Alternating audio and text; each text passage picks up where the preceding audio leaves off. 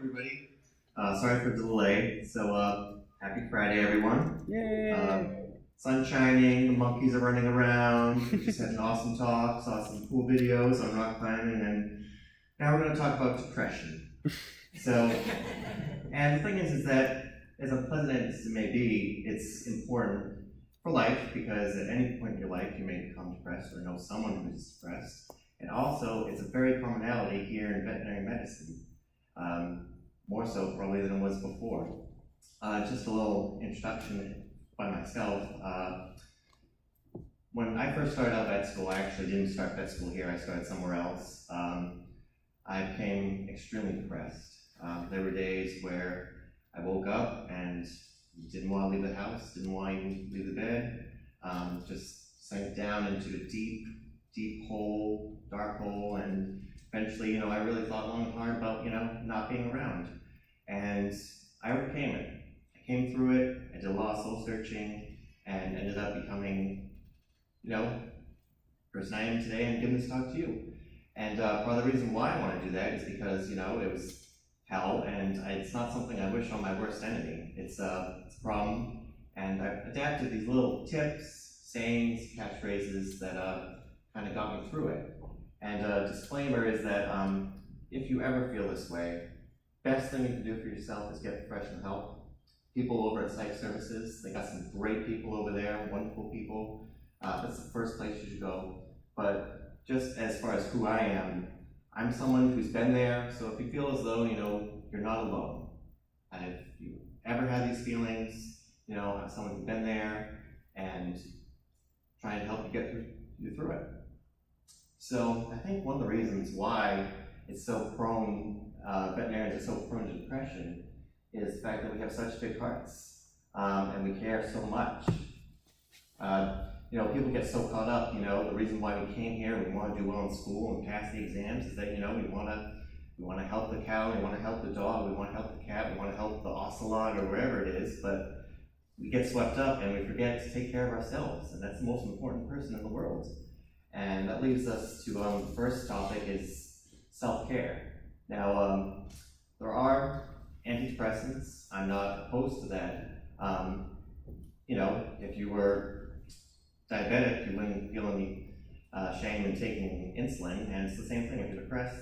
Maybe you need an antidepressant, because the thing is that vet school is a lot more stress than what we're used to, and you may need a little help. However, that leads me to my first tip, is that Prozac just doesn't come in a pill bottle. Find one that works for you.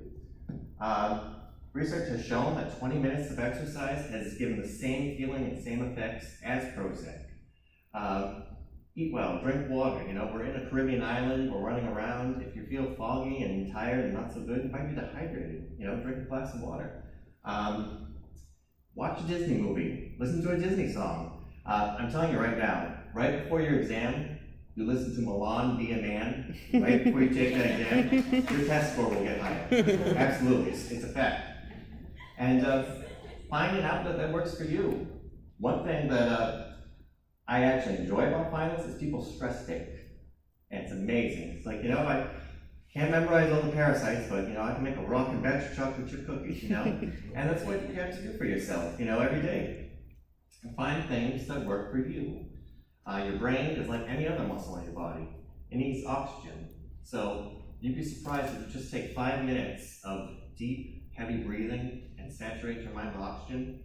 It's like a curtain unveils, you're so much clearer, you're so much brighter, you're more alert, and eventually you're just happier and healthier all around.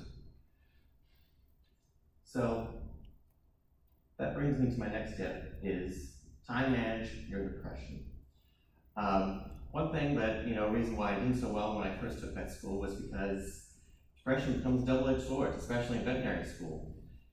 You get tired, you get worn down, you have very negative thoughts, you feel bad about yourself, and depression just chews up any concentration and memory that you may have, which is, ironically, the things that are going to get you through vet school.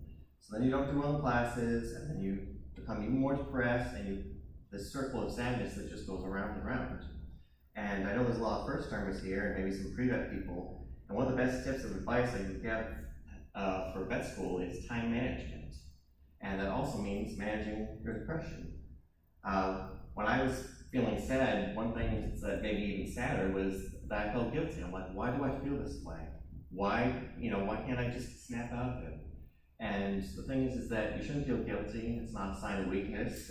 There's nothing wrong with you. You're all human beings, which means you were given emotions.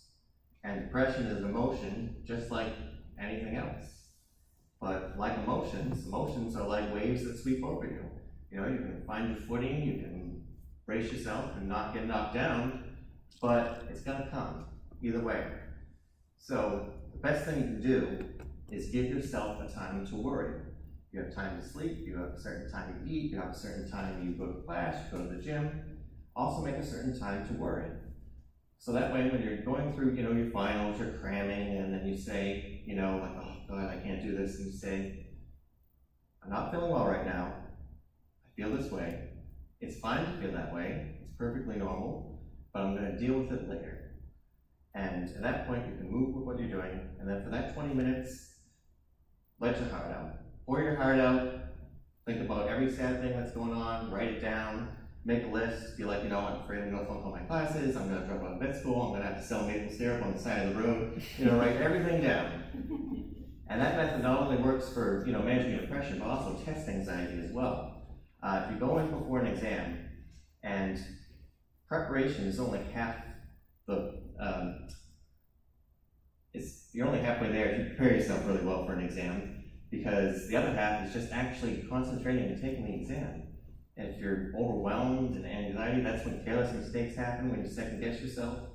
So when you take that little piece of paper that they give you, and you write down every single thing that's bothering you, at that point, an amazing thing happens is that the problems become a physical form, and you can separate them. These are my worries right here, and my exam is here. And that way, it kind of clears your mind a little bit better. Next tip is that vet school can be a very negative place. You might get a lot of negative feedback, there's a lot of stress, a lot of work, a lot of things that we're not used to, and also being in a vet school in an island, there's also unexpected things that you encounter every single day. And the thing is that when I was getting down, and I'm like, why can't things just ever go right? And the thing is that you can't rely on external factors to make yourself positive. Positivity starts from within. So one treatment for depression, and it certainly worked for me, is vision boards. Back when you were in kindergarten and you made that little Picasso-esque drawing, and your mom, put it up in the fridge and no one knew what it was, and she's like, oh, it's excellent. You should do that for yourself here. Every time you get a good mark, you could probably print it out yourself. Put it on the wall. You take a nice picture, see a monkey running around. Take a picture of it. Take beautiful sunsets here. Probably the most beautiful sunsets you'll see anywhere else in the world.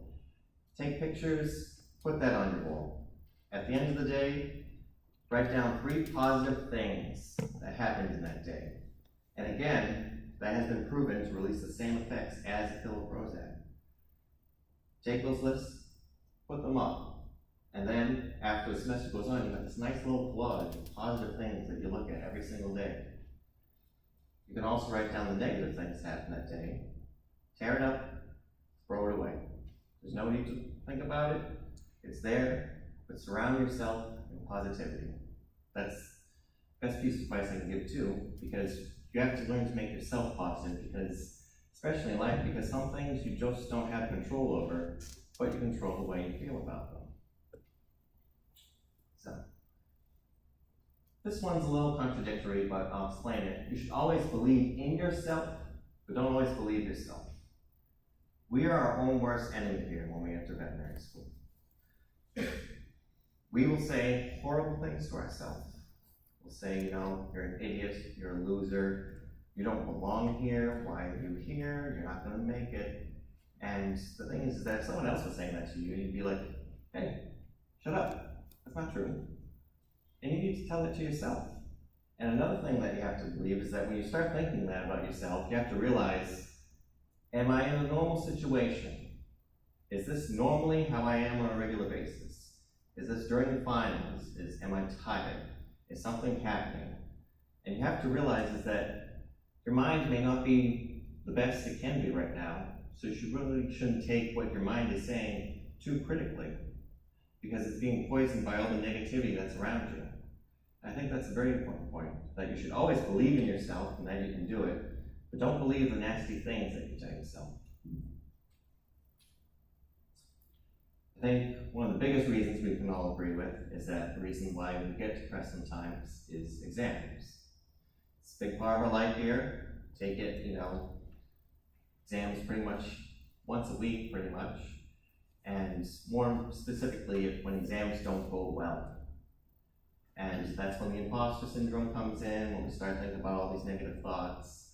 And the thing is that when that happens, take a deep breath and ask yourself this one question.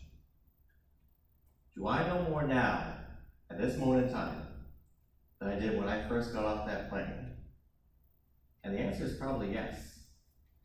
And that's the problem, is that we don't see how far we come. I was studying for our SAM exam, it was on cardiology, and I'm like, oh God, what does this look like? What does cardiomyopathy look like? What beta blockers do you use? And then, I'm like, Rob, do you remember first term when you had that little drawing of the heart, and you're like, okay, the right heart carries oxygen and you're just memorizing the basic anatomy of a heart, and you didn't even take pharmacology yet, you didn't even know what a beta blocker was. And that's something we need to tell ourselves, is that, and also it's hard here because you're surrounded by vet students on a daily basis. So it's easy to compare ourselves to one another, but you know more than the average person out there. My parents ask me all the time about questions about our cat back home, and most of the time I actually give a pretty good answer. So always remember that about yourself. And things will get harder, terms will get more rougher. In 6th term, you have RUSVM, you have the OSCE, but the thing is that you've learned that stuff now, and now you're using what you're learned and applying it, and that's making you grow and develop and becoming, a better clinician, and make you look like a rock star at clinics, and ultimately be a good vet. And that's why you're here. So that leads me, segues into my second